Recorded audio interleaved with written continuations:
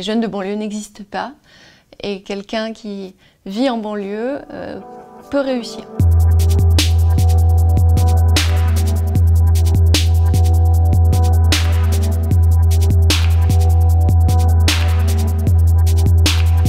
On a en effet cette image du jeune de banlieue ou des jeunes de banlieue, comme s'il y avait quelque chose d'uniforme, comme s'ils avaient tous les mêmes origines culturelles, s'ils venaient du même milieu social.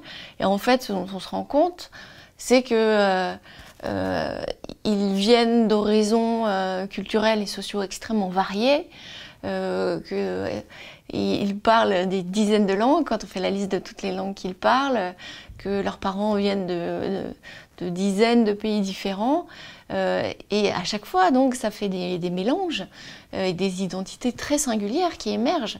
Il n'y a pas un étudiant qui ressemble à un autre.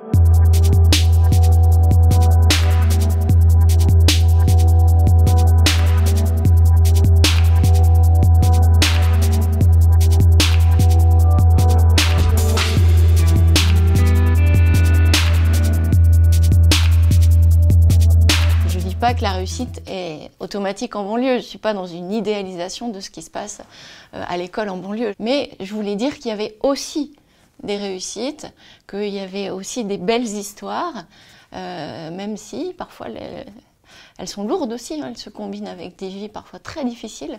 Je pense à un étudiant qui tous les étés a travaillé comme éboueur pour financer par la suite ses études de commerce. Je pense à une jeune fille qui est arrivée à l'âge de 8 ans en France, qui s'est occupée de ses 2 petites sœurs parce que sa mère travaillait beaucoup. Il y a aussi certains pour qui réussir est trop compliqué, parce que ça peut être trahir les siens, parce que ça peut demander parfois, ça peut donner l'impression qu'on sacrifie un peu sa famille. Il y a des conflits de loyauté et puis des sentiments de dette qui sont compliqués à gérer dans certaines histoires. Je crois que ce qui peut être partagé par un certain nombre d'entre eux, c'est peut-être pas un sentiment de revanche, mais la volonté de faire ses preuves et le désir qu'on leur offre un cadre pour qu'ils puissent montrer ce dont ils sont capables, parce qu'on a souvent présupposé qu'ils n'étaient pas capables de grand-chose.